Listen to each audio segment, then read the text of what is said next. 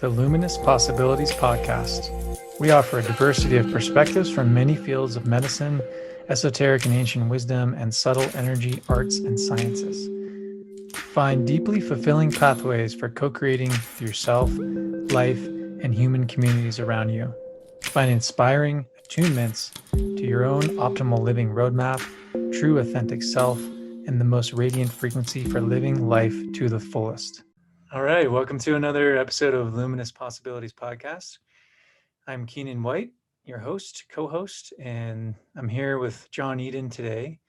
He's a transformational coach and he's an amazing friend, brother of mine I met earlier this year, and he's just been such a light in my world. So, welcome, Eidon. Thank you, Keenan. Appreciate Yeah, it. Glad to be here. yeah. Um, Tell me a little bit about your coaching. What kind of coaching are you doing today? Well, it's interesting when you say the word coach, what a lot of people get a sense of. And yesterday I was in Lululemon, one of my favorite stores to peruse. I appreciate their clothing. I do This too. big athletic African American man comes over and starts talking with me. First, I don't realize he works for Lululemon. And he hits it up and we start talking. He's just so friendly and open. Immediately, like all my attention shifts to him, like, oh, he's much more interesting than these clothes right now. And he just opens up. He just starts asking me some questions about my life. And then he opens up and he's like, yeah, I just moved here from Philadelphia. I've been an athlete. I mean, you can tell the guy's built like I would never tango with this guy without knowing I was going to get hurt. Yeah. And just moved here from Philadelphia and he's really excited to be in Denver, loves the weather. He's got two little kids and he's really looking to create the kind of life that he didn't have and the life that he wants to give his kids. And he shared with me how he's like been told like tech is the thing to get into and he needs to get into tech and he's jumping into it. But immediately, as soon as he said it, what I felt in his presence was he's doing what we all do in this learning journey. He's trying to find the thing that's going to make him successful rather than knowing his thing within himself that he loves and that is his service that he came here to serve with, and letting that come forth and letting that bear fruit and then offering that fruit to those who see it as tasty. And so he looks at me and he goes, I didn't have a dad. I was the seventh child of my mom. And he goes, the only reason I'm not crazed or in jail is because I had good coaches. And I just smiled. And he looked at me and he goes, you're a coach, aren't you? I go, yes. He goes, you're a life coach, aren't you? And I go, yeah. I said, really, life is about change and about transformation. So in a fundamental sense, I am an agent of change, meaning that I'm here to allow and to learn how delicious change is. And that change only affects me negatively when I resist it. And I said, imagine, my friend, if you had had the dad you wanted, like Michael Jordan and the coaches. And he just looked at me like, yes. So where's your coach now? Well, I'm the coach. Yeah. Well, where's your coach? Well, I don't have one. Why not?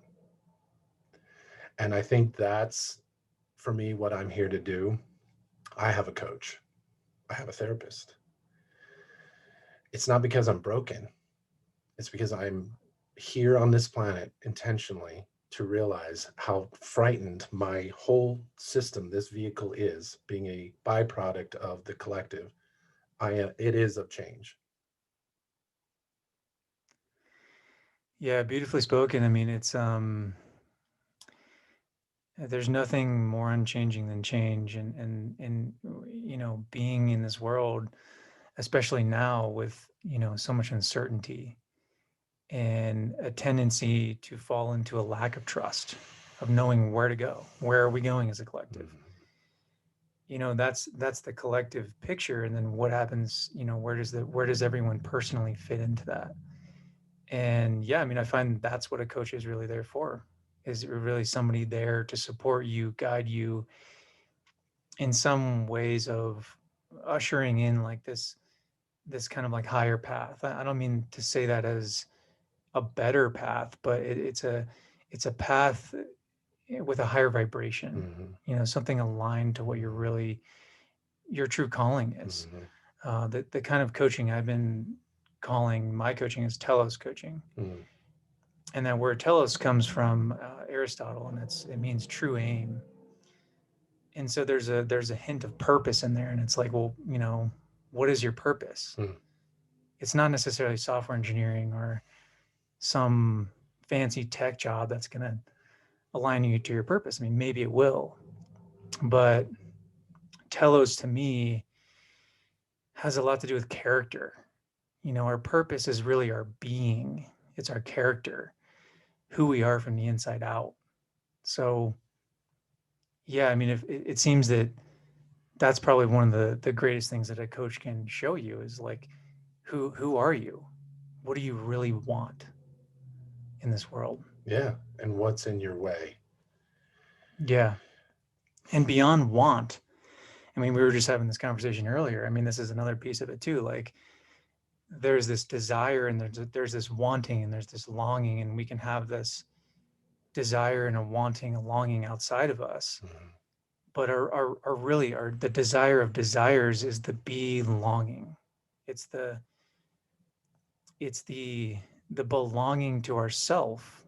And really, I mean, a community, a collective, all of that. We're social creatures, but there's this belonging that we're after that really is, I think, and like you had mentioned, connected to this larger design. mm, And it can be sometimes hard to see yeah, by yourself. yeah. Someone to be able to witness you outside of the context of your normal everyday life, and where you can just spit Mm, whatever you've been through and mhm. share and just be vulnerable, show up with your fears and all that stuff, and just have somebody to help you see.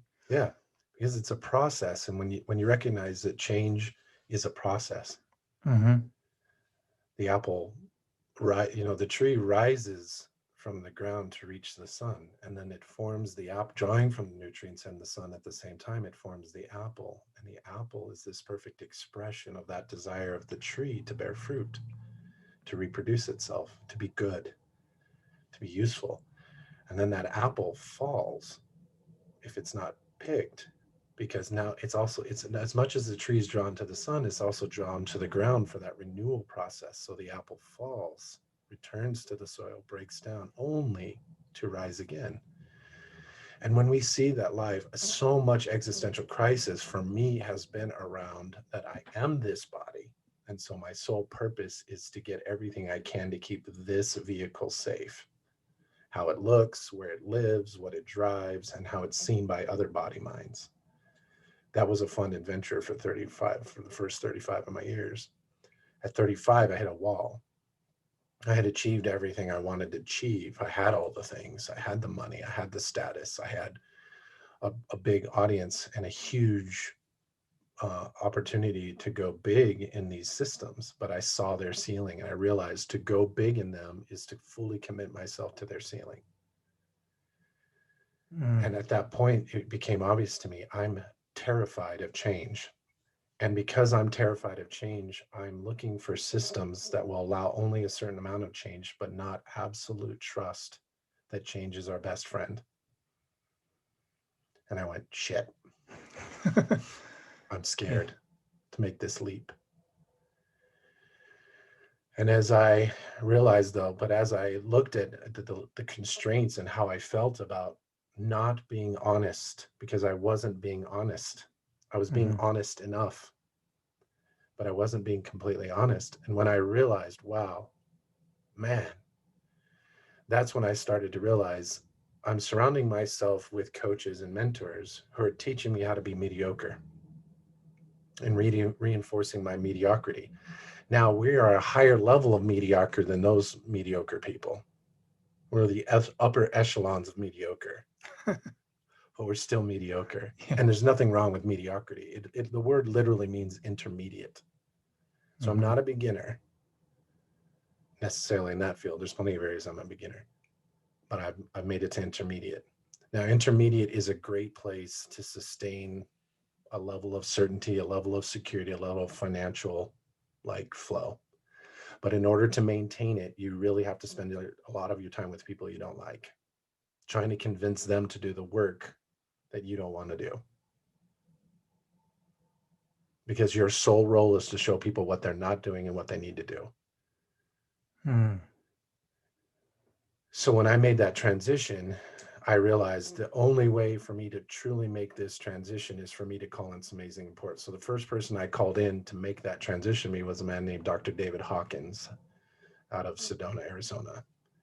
And he became a mentor to me first through his books. I mean, I literally absorbed, bought everything he had, watched everything he's ever said, and really allowed my being to come into contact with the perspective that he was offering, which to me is really the masculine in its absolute, non attached, clear, pristine space.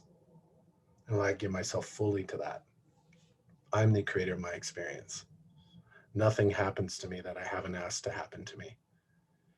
And the effect of my experience is always based on my attention. How I focus my attention creates my experience.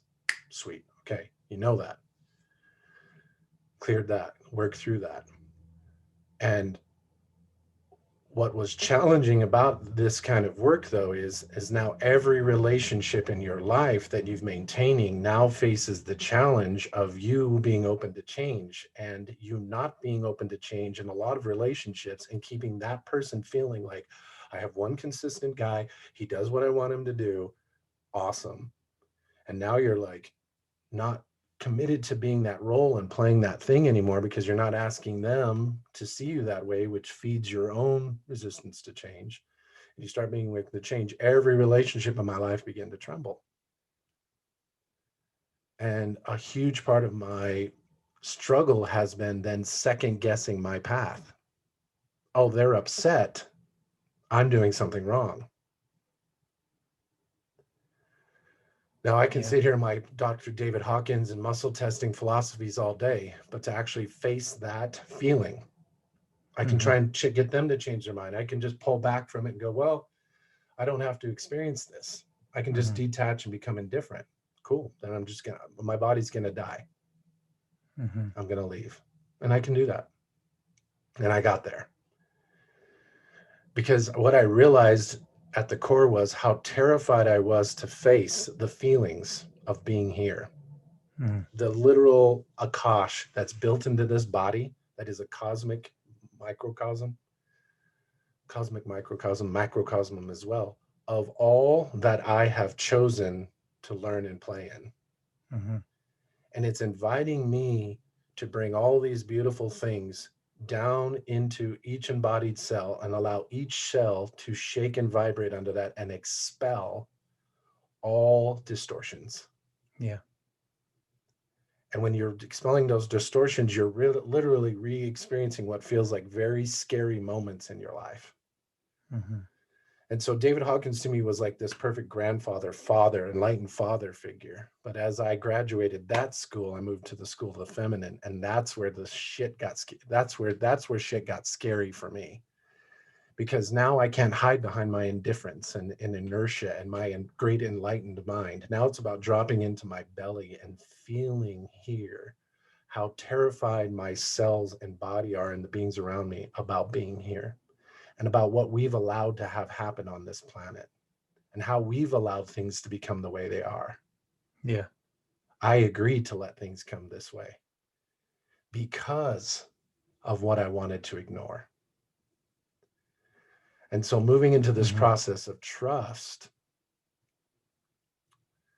I remember when my kids were born, you know, looking at it now, I wouldn't have gone the hospital gynecologist route. Not that I could tell my wife what to do at the time, but I would have taken my time and really honored her body and really honored the process and really found some people because I met some people after my children were born, incredible midwives that told me these stories of how they hold the space and how the children are born and the way the children received and how much that's a big part of their early formation. That's a big imprint. Totally. And to me, what coaching does is you're calling in a midwife, you're calling in a grief walker because part of you is going to die.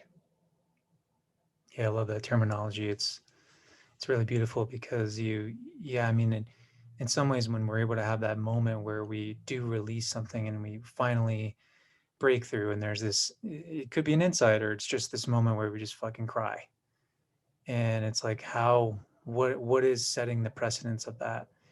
And to me, it's always felt like it's the moment where we're actually at a capacity to hold that for ourselves. And part of it also is that someone else is maybe there as well. There's a capacity that's part of our present experience in the room that's allowing us to feel safe enough to allow something to release. And Exactly. that is a moment of death. Yeah. And think about the way that there's a great guy out there named Jenkins. He wrote the book called Grief Walker, and there was a documentary done on him. I got to hang out with him a few times. And he talks about the death process. He said the thing that he struggles with the most is that he won't be able to give his children a good death. Mm. Yeah, tell me more. What does he say about that? The level of care and attention that he brings. So he was in it for 30 years, and he just saw the distortions in the process, how we remove the union. Yeah, and this is part of this picture of trust that we're more or less, pointing to, and I think is a really big part of this conversation today is this radical sense of trust, Mm-hmm. and what is that? And um, yeah, so what are the things that we've really put in place that don't allow us the proper rite of passage, Yeah, we go so into fast, right?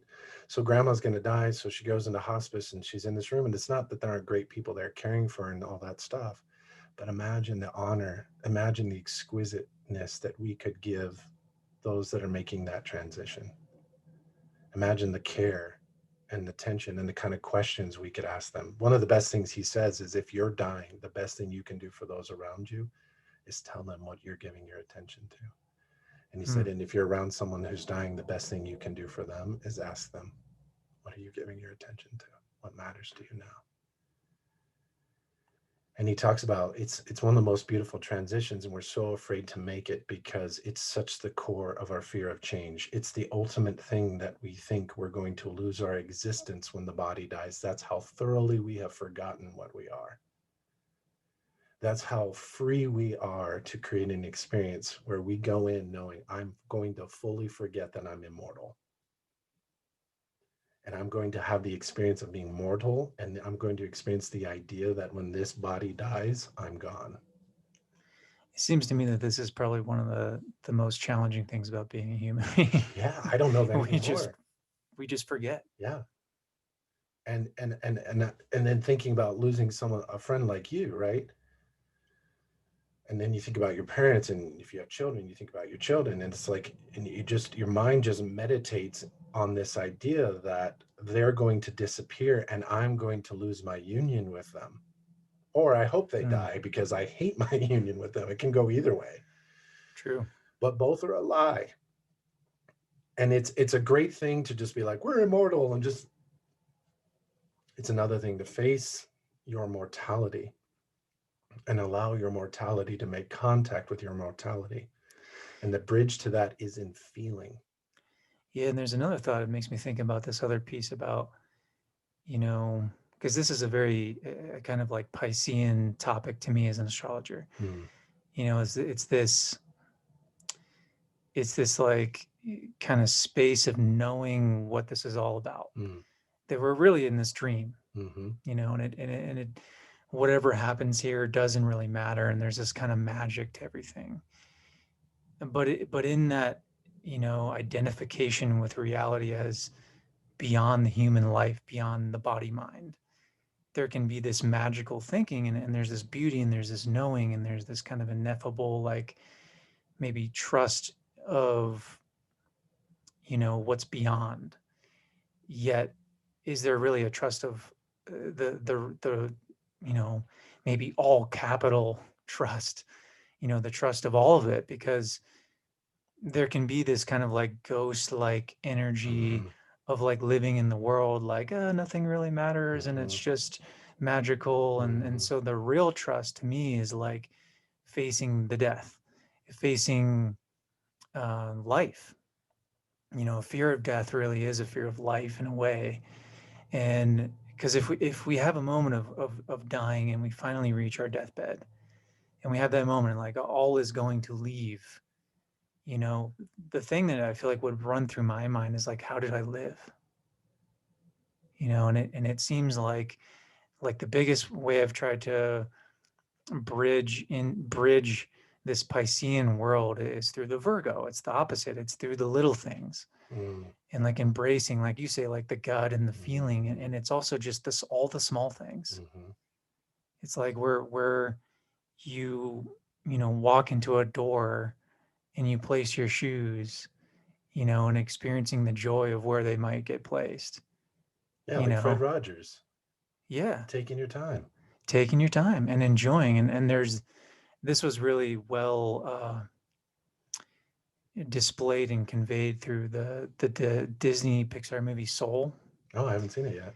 And it was really, I don't want to give too much away, but there's this moment that they really convey about life, Mm, you know, because it's this character that dies and he goes into the other world and he's his soul and he loses his human body and he's like, I gotta go back, I gotta be this musician. And then there's a soul up there who's terrified to go. No way I'm going back. This is way oh, better. wow. I'm up here. And so they make part, you know, they make friends, you know, across the whole film because they're of course like complete contradictions to one another. And at the, you know, towards the end you get this sense of how they both go through their embrace of life and embrace of death and everywhere in between and what it means to really be present with each moment. And it's really beautiful. I mean, it is the small moments where we do have a like a sense of sadness or a sense of grief or anger and things that, I mean, we're kind of here for that. And there is kind of like this beautiful embrace of like the terror of being here and being in this situation where they're real, like we're at the moment we're born, we're dying. You know, there's we're just going through this like extended process of death, and transformation really is, you know, at the center of it all. um And if but we learn, yeah, right? Can we learn from change? yeah, Can we allow? yeah, so what happens when things change? I mean, yeah, something may die, but then what's next? Hmm. I think it's interesting how we, you know, we literally we get, I think we tend to get stuck in a place where, you know, what's going to happen next, and I can only see it through my own present and past experience, and we can't see the future. Mm-hmm. So it is an unknown. Mm-hmm. It's a complete, so in some ways there's almost like a necessary element to living, being trust. Yes. And I find, yeah, what's scary is to recognize that I created three selves at least in response to the lies that I have believed. I created a Hmm. wounded self that's was the diaper of my parents' existential crisis. My parents, if my parents were carrying wounds consciously or unconsciously, which is a whole nother topic, but my parents were carrying wounds and projecting them onto me, then I created a wounded self as a response. And that wounded self is objective is to heal my parents, to make them feel okay in my presence. It is the belonging to the wound space. Yes, thank you. That's well said. Second, I created a social self.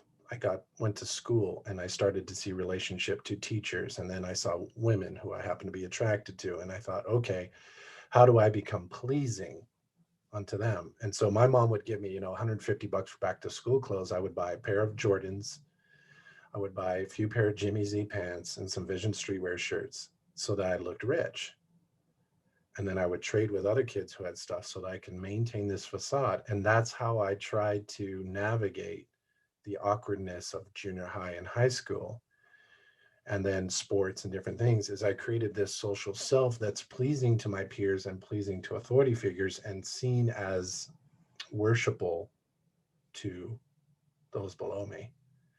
And that social self can take you so far, And that's a belonging to that culture, to the collective. which is interesting because we in each case we're giving ourselves away to something, Yes.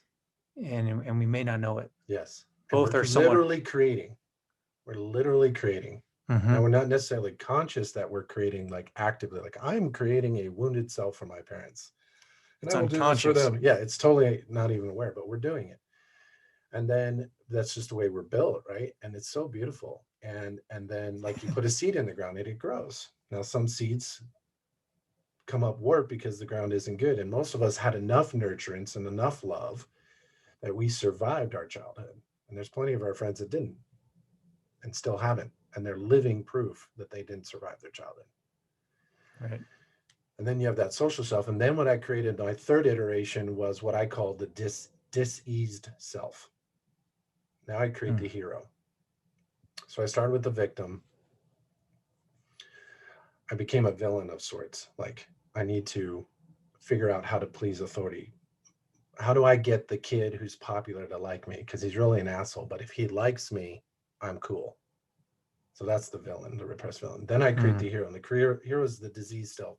I'm so uncomfortable in my own skin. I'm so uncomfortable. I don't even know who I am.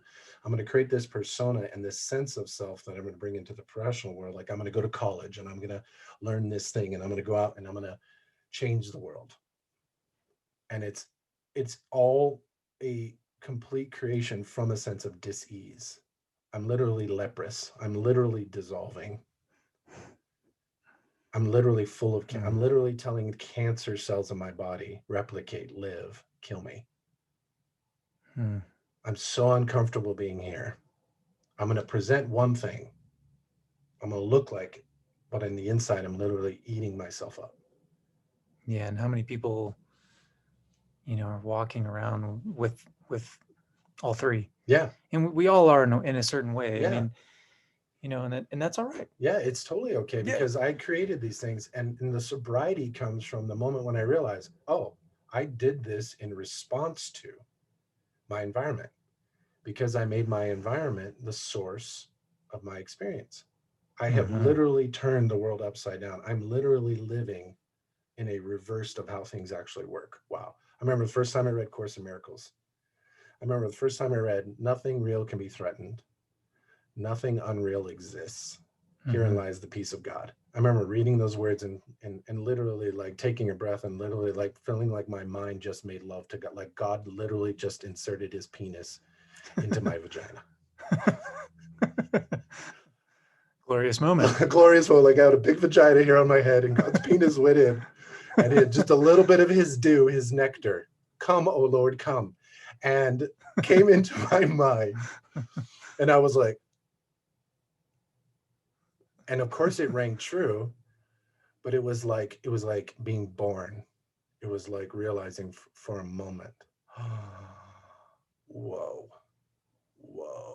if this is true, everything is backwards. My whole life is upside down. Fuck. Okay.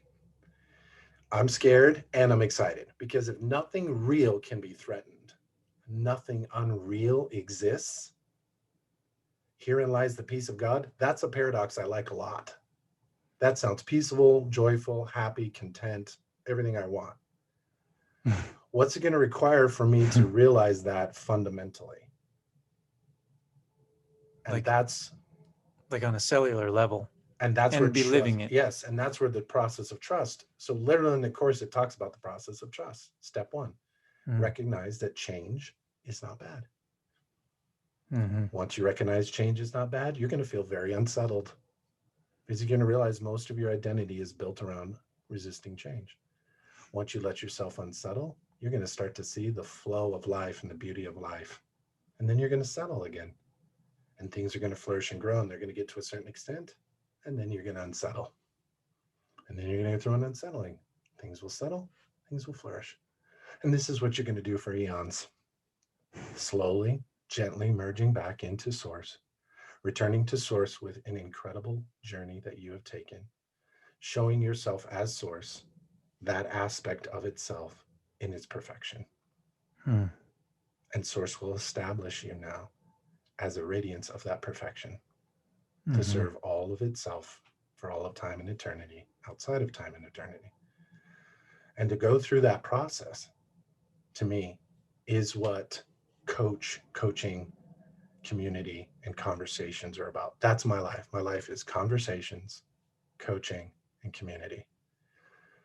Who the people who you're spending time with in your life, what are your conversations with them like? That's the most fundamental thing you can know. Do you enjoy conversating with the people you have in your life? If you don't, well, you got the wounded social and diseased self activated. What kind of communities you're in? What's that community like for you? How intimate, transparent, honest, and clear are you in that community? And then, do you have a coach? Do you have someone in your life who is clear, whose conversations inspire you, but also challenge you and really bring up those things you've been hiding from yourself? Mm-hmm. Or do you just have people in your life who are just giving you steps of things to do, helping distract you from the work that you know you're eventually going to have to do? Because none of us get out of this without doing the work. None of us get to skip kindergarten. I don't care how smart you are. None of us get to skip any of this. And so for me, the process of trust, recognizing that I can trust each moment, comes in noticing when there's a moment when I believe there's something I can't trust and getting honest about that. Saying, okay, I'm having the experience right now that you guys are untrustable, that something bad's about to happen. And I'm going to let first and foremost just acknowledge that in myself. I'm not asking you to change or be different. I'm just going to say, here's what I am experiencing right now. And to me, what I'm doing is I'm honoring my experience first and recognizing I'm disturbed. And because I'm safe enough to notice that I'm disturbed, I can trust that in being transparent and honest with myself, that I'm helping change be facilitated right now in a graceful and gentle way for me. And as I master that for myself, my service, my coaching then becomes offering that same process to the one in front of me so that they can integrate it and move along themselves. Mm-hmm. Yeah. Yeah, it's really nice. Yeah, I mean, it's your way of words. It's beautiful. Well, thank you. Shakespeare has been, and Been a big Emerson part. and all of these guys have been great mentors in my life, Mm-hmm. especially since 35. That's really where I picked up great books and the poets and the philosophers, Socrates. I mean, I remember reading their stuff and just being like, why wasn't I taught this as a kid? Man. Yeah, I mean, it's interesting to me how we ultimately want that too. Like but then we have this animal protector, Mm-hmm. the safety. Uh, what's like a professional title for the safety guy? It's that safety commissioner Yeah, that the box checker, that's just making sure everything is going to be okay mm-hmm. and everyone's going to be alive.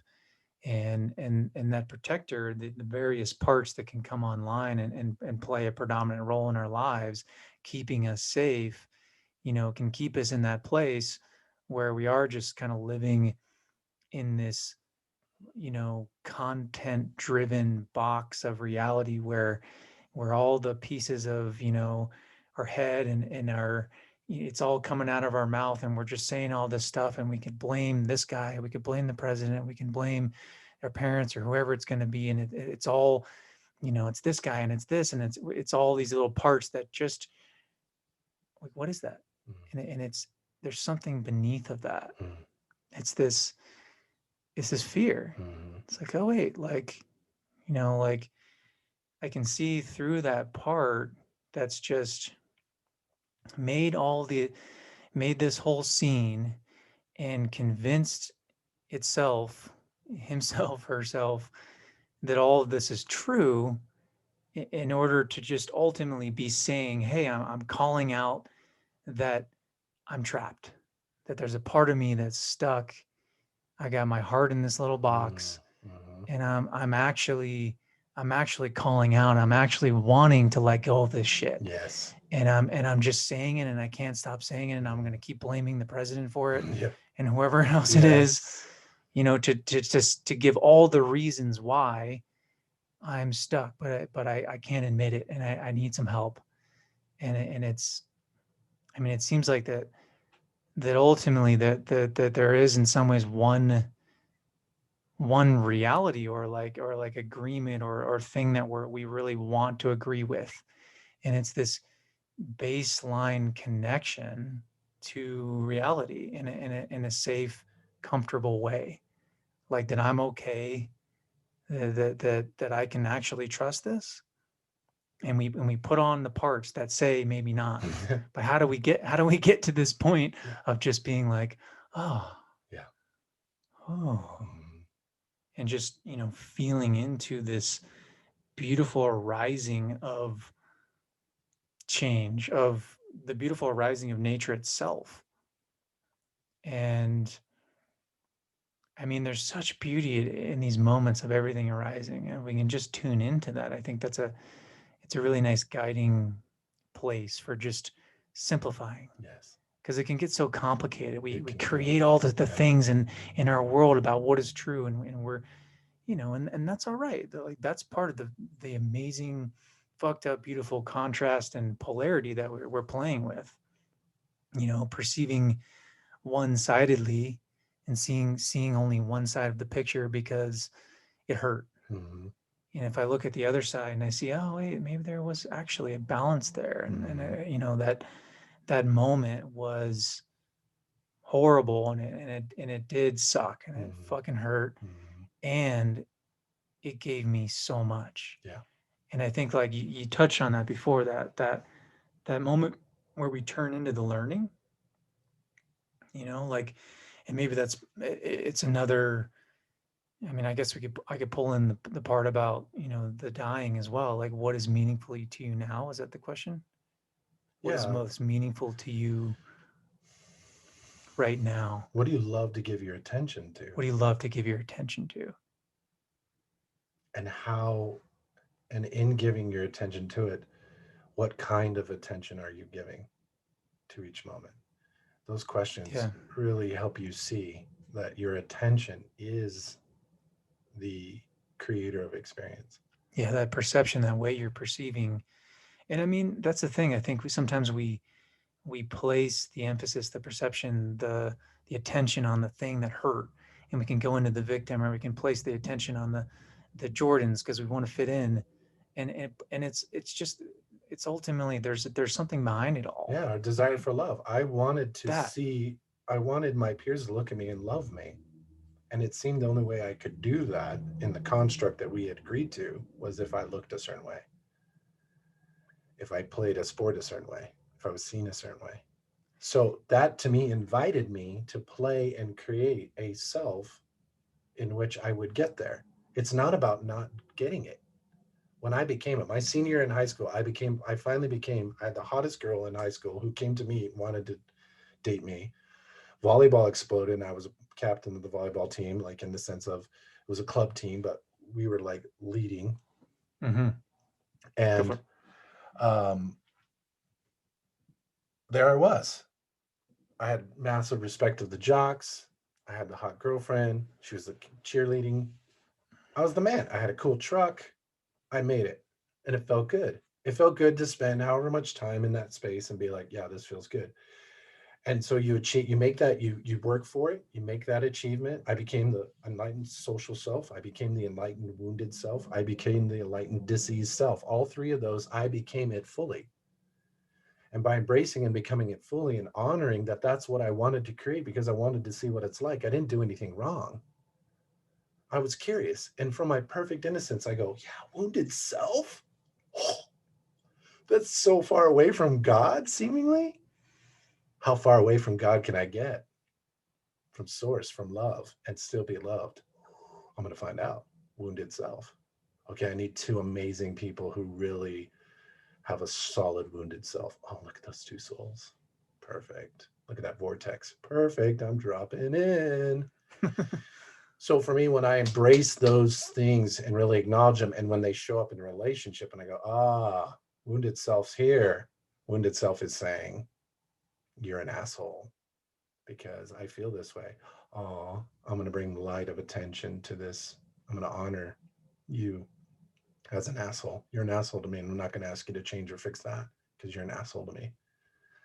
And this wounded self is worthless in your sight. And I'm going to honor that. And I'm going to look at it and go, okay, all done. Because as soon as I acknowledge it and see it, it collapses. That's what a good death is. Death to me, I Mm-hmm. know because I've died. I've died in this lifetime. I had what do people call it, an NDE. When I died, it was the easiest thing was to die. The most challenging thing was to allow that change, that seeming transition to occur. And I was only frightened for a few seconds as I felt the heart stop beating and as I felt the body couldn't breathe. But as I realized there was nothing I could do about that and I just relaxed, it was wonderful. What was hard was I was putting my attention on the body saying, oh shit, I'm losing my experience. But as soon as the body stopped breathing and the mind stopped doing it, all of a sudden I'm still in that delicious attention, but now there's no body. The body's out of my attention and I'm still the same aware being, but there's a whole huge expansive awareness. Now I'm aware of everything all around me all at once. And I Mm-hmm. was like, and my friends appeared to me in my dream, ancestors, masters, and they were rolling. They were like, oh, you pulled off the greatest joke of all time on yourself. Well done. Have you had enough? Yeah, you're not done. You're going back. Okay, have fun. Mm. Do the work. You're only having this experience because you're so afraid to do the work because you believe the work is only going to prove that you're worthless. And there's so much shame built into that body of yours. And all that shame wants is your Fred Rogers, Matt Kahn, Julia Child, Big Bird, Snuffleupagus, Elmo kind of attention. It's a little kid in you that is so powerful. And all he wants to know is that he's safe to feel the fear again and he doesn't have to hide anymore. Will you do that? Yes. All right. Yeah, man, it's amazing how scared we can be of something that will give us so much liberation, and then to realize that the thing we were so scared of, the scariest part was the being scared of it. Yes. My fear of it. Right. It's a strange thing, but it's. Because I was told when you die, you meet God and God judges you and you immediately go to hell or heaven. Mm. Well, when I died, nothing happened. It was peaceful and beautiful and everything was available to me. There was no God per se. There were friends looking at me like, hey, like with pure love and acceptance. Mm. Hey, it was just pure love and acceptance. That's all I could. Hey, and everything I had been told that I had held in my system immediately was confronted with the beauty of life. And Mm. now it's like, okay, come back. What was interesting with David Hawkins is he said a near death experience does not change a person's level of consciousness at all because we already know it fundamentally that we're not the body. What changes your level of consciousness is the willingness to integrate the change, Right. to embody it. And it's really, yeah, and that's such a good point, because I feel like that's one of the biggest points in coaching is, that in some ways we are these observers of our life, and there is this kind of like ultimate, like, baseline of truth. And I mean, so much in our life feels like we don't have that much control. It's like things happen and it's like, holy shit, I never thought I would be here, and here we are, and all right, and you're going with it. Yet we do have the ability to control how we think about it, Mm. and the choice we make within our own way of perceiving and seeing things, and choosing how we're going to live, which is that integration. Yes. Because you could just go back into where you were before, but you clearly, something was awakened that was, yeah, I'm gonna go for something different here. Yeah, I'm gonna let the evolution occur. Let. I'm gonna allow it. I'm gonna allow myself, I'm gonna allow these three beings to meet mother, my real mother. So that's the process that's been so delicious the last couple of years, and particularly 2020, is my Mm. ideal self has met mother, and the ideal self dissolves in mother's presence, because the ideal self recognizes in order to receive from source, there can be nothing in your way of receiving. Yeah, yeah. So those three selves I create are literally resistance and the absolute denial that I exist to receive all that I am, bit by bit. Oh man. Yeah. And when I realized that here with you guys, that one of the biggest ahas came in the journey space here, like 5:30 in the morning, and all of a sudden there it was in my gut. I could feel this thing going. I could feel mother all night saying, God, I love you. I just want to spoil you. I want to take care of you. I want to show you how beautiful and divine and wonderful you are to me. And I'm like, yes, yes, yes. And then all of a Hmm. sudden in the morning, this little thing went, she wants to kill me. She wants to eat me. She wants to take away all the things I love. Oh, I'm so scared of that. And I went to two women and was like, this is what I'm experiencing. And they just like surrounded me and held me. And it speaks to your point, Keenan. I love that I have only want to be helpful to the one in front of me, because to be helpful to you is to extend the love that we both exist within. And to do that, I experience love. Yeah, yeah. And that's, I mean, to bring in that Virgo Pisces thing, it's like that the Virgo is that service. It's like, appreciating life, coming back into the magic of the being, the body, mind, the suffering aspects is those little pieces of allowing another like to see that, and that act of service is ultimately an act of service for yourself, and it's yeah, your story reminds me of the mother, you know, it's like how I had this moment where I had a session with somebody and I experienced, this part of me that needed to be held deeply by the mother. And there was a part of me that was terrified to be here, because I hadn't quite felt the deep, gooey, on a cellular nervous system level of like, I am here and I'm just taken care of. And here I am, this adult, 32 myself, walking around, launching businesses and handling things and walking this adult life. And I come to the crossroads of my own personal development, so to speak, to need to drop into my total infant and just be held by mom. And it's like there's a part of me that's like, is there that was maybe scared of that? It was like all the maybe the three parts of me were like, is that really what I need? Is something wrong with me? And there's all these things that you can say.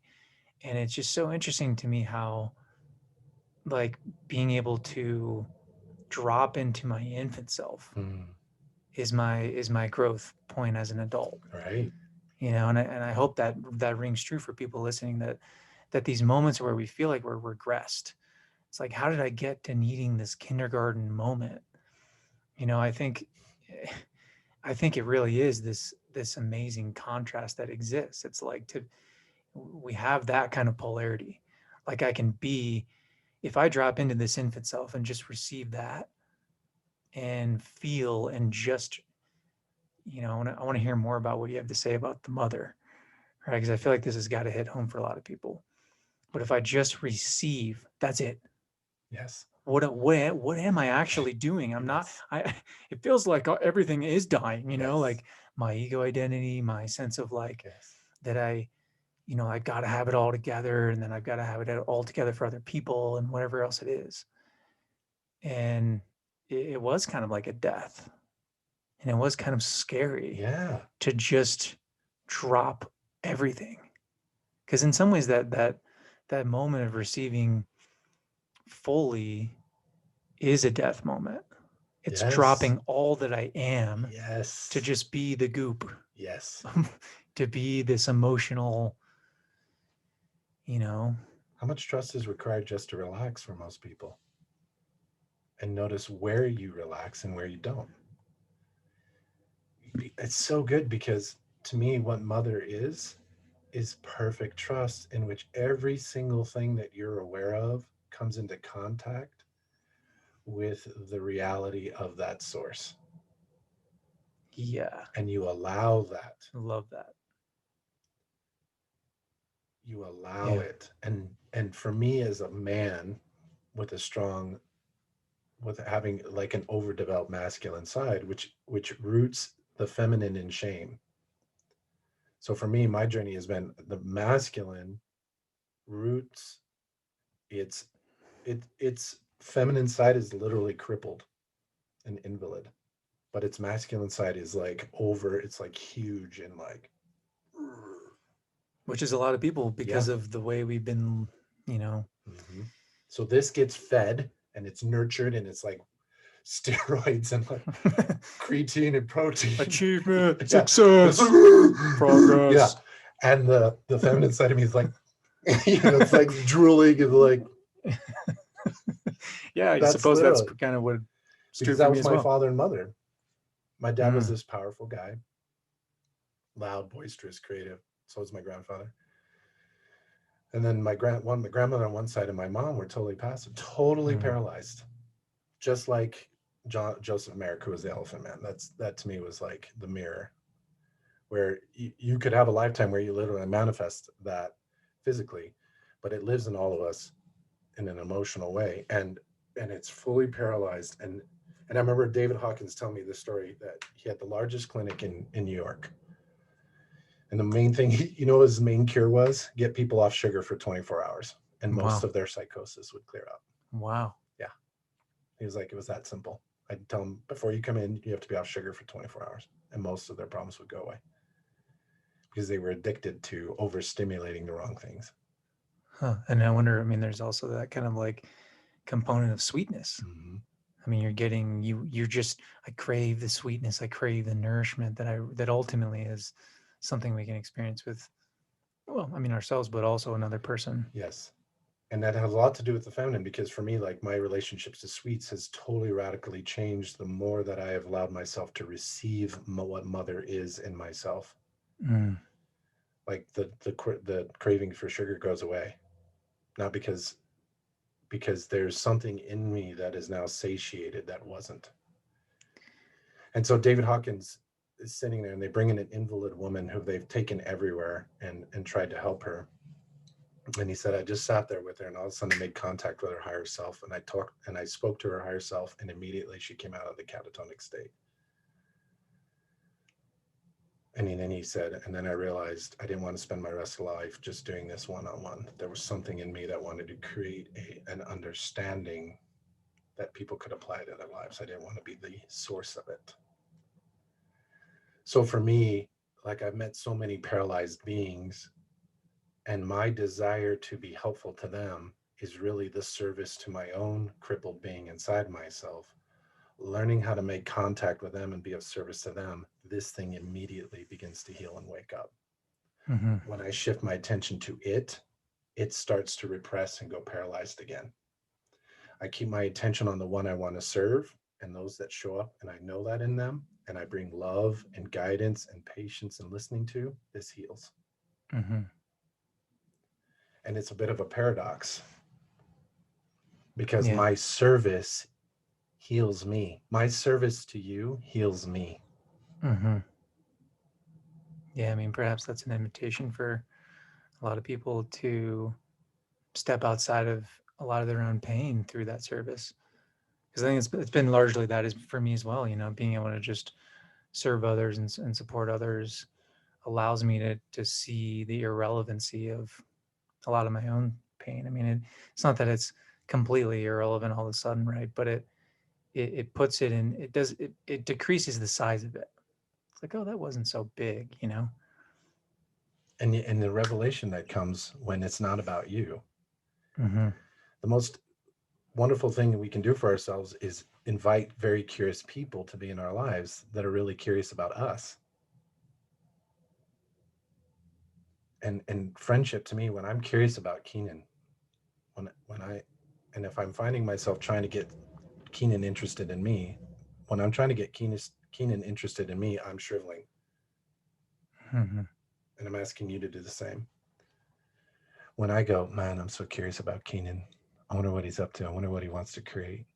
I love that guy. I just, every time I think about him, I think, man, not only is he fucking beautiful, has a beautiful body mind. I mean, you're just so easy to look at, but also like the heart and soul of you, like just feeling into you and looking at you. It's like, oh, I love this guy.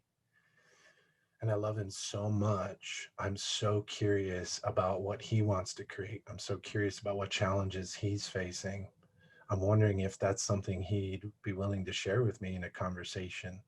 I'm wondering if him and I would recognize a community that our relationship is a bond to. And then I wonder what might come of our curious exploration of each other. And then everything just takes care of itself. And it's all moments of curiosity because I mean, we spent some moments together and then you reached out, after it had been a little while with such curiosity. And it just brought all that. It was such an invitation to me to be like, oh my God, I fucking love Eden. I love Johnny. Look at this amazing man Yeah. reaching out and Yeah. asking me about me and like, honoring me, wondering about what I'm going through. What are you going through?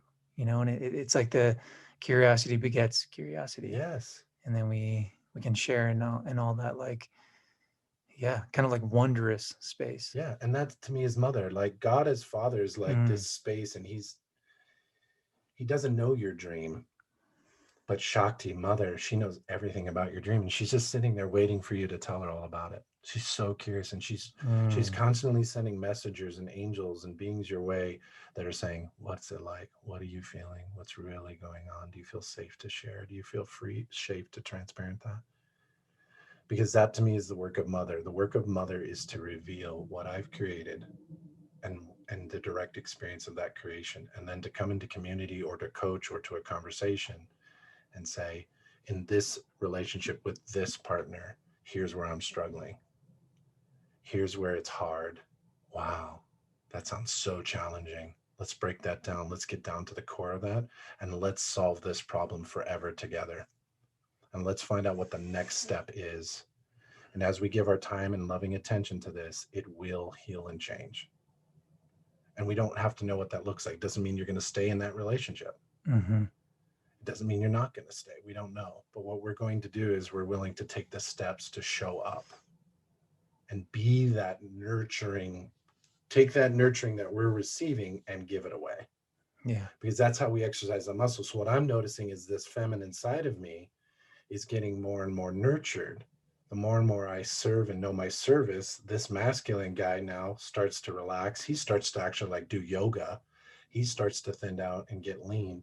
This starts to energize. She gets a little plump. She gets a little curvy. She's the seductress. She's like soft and gentle, but her power is so unique. And now those two blend together. And this is a process. I'm not speaking from the perfection of it yet, but that's my heart's desire. And not that there's some ideal perfection where you arrive. I think for eternity we'll constantly, day by day, moment by moment, gently dissolving into source more and more and more. But as we do that, it's like our fundamental qualities then blend more and more and more, and then we radiate more and more and more of that source of Yeah. light, and we have more enriching experiences, which causes us to relax, which causes us to release, which causes us to relax, which causes us to release, which causes us to relax, We all have, because the process is already built into the system. You trust the process, you evolve beautifully and wonderfully. When you don't trust the process, it's a fucking nightmare. yeah. I mean, you have ultimate resource. Yes. You've resourced Yes. into source. Yes. Yeah. And that's what word husband means, resource. Ah. Well, yeah. I mean, you mentioned the mother piece. What about the father? Yeah, the I mean, father you've to me mentioned is the father as well. father. I mean, I experienced the most beautiful father experience I've experienced was with my grandmother, because she always looked at me with this pure love.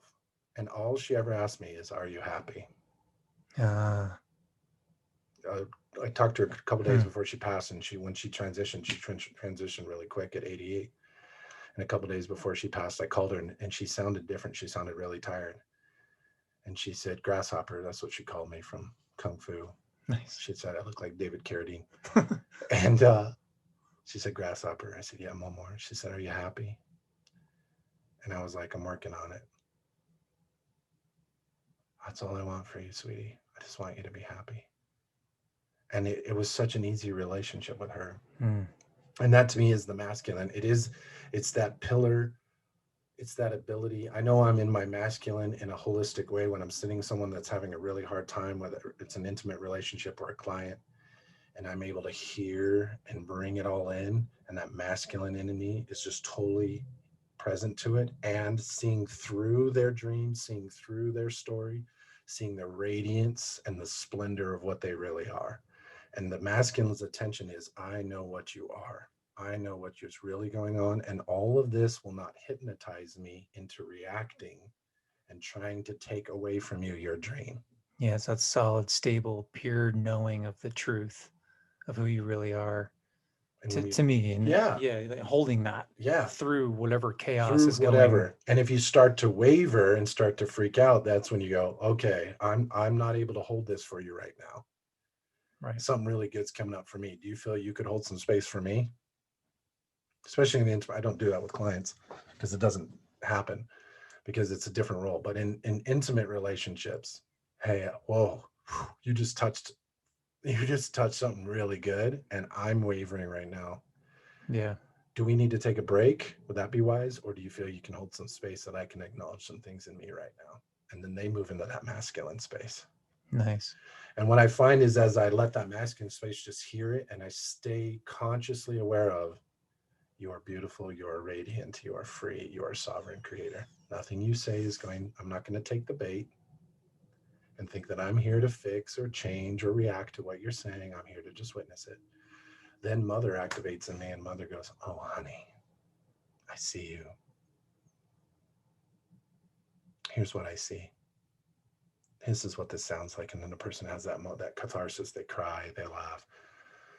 And then you'll watch them. Mm. They'll just forget it. They'll forget it. They're like, okay, I'm going to go. And you're like, what? It's a miracle.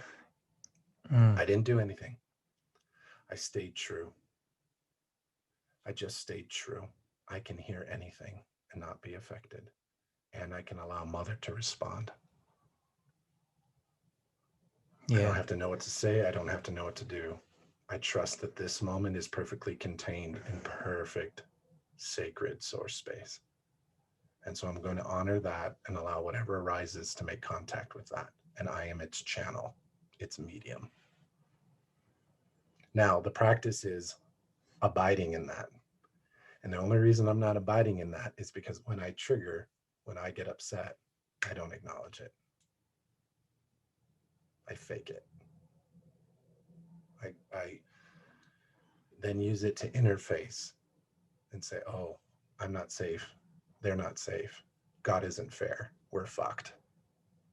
Mm-hmm. And then I withdraw. And I Yeah. go. Right. And thank God there's people out there that see me and go, honey. And I'm like, oh, they can see through it, because Yeah. I can be inside like this, but outside be like, but inside of my, Mm-hmm. and then there's some, you meet these people like yourself and Star and others, Holly, and they look at you and you're like, oh, shit. They see the little crippled in me and they're not afraid of it. And Mm. they're not going to buy into my facade. That scares me. And thank God. Thank God I can't hide this. Mm. Oh, thank God I can't hide this. What a Nothing's hidden. relief. What a relief. Nothing is hidden. Oh, Yeah, because all the energy that goes into hiding whatever it is, holy shit. and who are And the we hiding disease from? patterns that can exist Exactly. because of that. Yeah, I man, everything you're saying is just striking striking the heart and the chords of me Thank you for in a letting me huge say it. way. I Yeah. appreciate you sharing all. I think we really need a greater clarification of mother, father, and divine mother, father, and divine masculine and feminine, as an ability to resource what that really is in order to feel resourced in this the climate of what is today. So it's just always such an honor and privilege to be in your presence and hang out and speak. Um, is there anything that you would like to finish with before we wrap things up? I'd just like to offer maybe a couple practical things for anyone who's listened to this and be like, how can I apply? I like what you said. How can I apply it? The most powerful thing you can do is get into community. Find it, call in a Yeah. community, and be willing to get into communities and find out if it works for you or not by being your authentic self. Because true community can handle you. If you find your tribe, they can handle you. They can see through your bullshit and hold you. Yeah. And And there'll be a grace. there's not a part of you that's going to be, you know, rejected, put off. They're going to come back, love you, be there for you. Yes. And the people I give my time and attention to, all of them I've met in community and in the journey community. Mm-hmm. 2, get a coach. And if you're trying to be a coach, get a coach. Like, well, I want to create a commercial someday. I'm gonna put it on television where a guy's like sitting down with his friends and he's like, yeah, I'm having all these issues with my wife. And they're like, well, what does your therapist have to say? I don't have a therapist. Well, what does your coach have to say? I don't have a coach. Well, why are you bringing this to me? Yeah. This isn't what I want to have. I'm not your therapist. I'm not your coach. Mm. Why don't you have one? Get a coach, get a therapist. Why Yeah. don't you have For one? real. It's so Why are we helpful. asking our friends and family members to do this shit And our for us? partners. Exactly. Too much we put on our partners' plates around that. So get a coach. Yeah. I've got a coach. It's awesome. And then notice your conversations. Notice the conversations you're having with the thoughts that are the first thoughts you have in the morning are the most important ones to notice because we're literally channeling the thoughts and ideas don't leave their source. So if you're rooting yourself in the morning in fearful thoughts, you're literally spending the rest of your day as a channel of fear-based thoughts. And that sucks for you. And it Yeah. sucks for all of us because you're literally not playing your role. Yeah. Catch them. Catch them. You don't need to cast them out, but Just to be aware. recognize and go, hey, I know what you are. I know what this thought is. I'm not entertaining it. What I find is that if you disidentify with it and then you bring your awareness into your body, because usually you're having those thoughts to show you some feeling. Yes. So, okay, this is running again. Yes. Interesting. Yes. Got my awareness. Oh, Yes. that's not me. That's It's not not me. really the true me. Yes. What am I feeling right now? Yes. And what's a thought right now that I'd like to think? Because if you don't replace it, you're just leaving an empty space. Keep your house clean and then keep your house full of the kind of thoughts. So Yeah. what's the one thought I can think right now that in thinking it, everything gets easier and some things become unnecessary?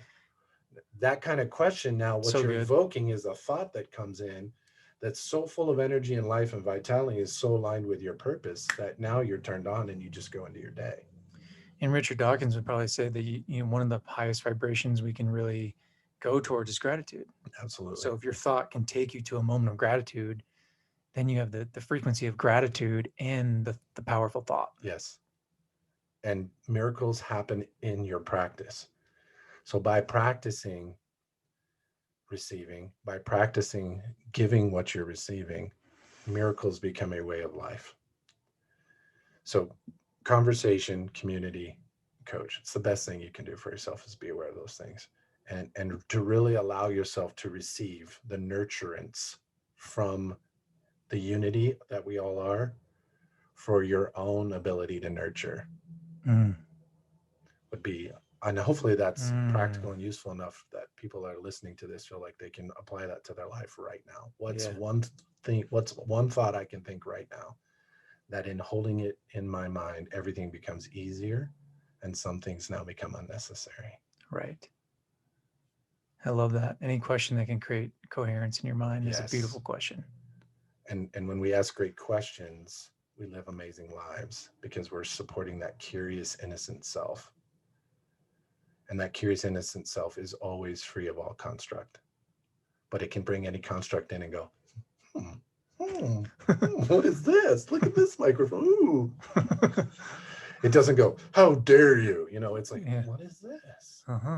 And that curiosity is so repulsive to distorted beings because they're not curious. Beings that are beings that are holding distortions can't stand curiosity.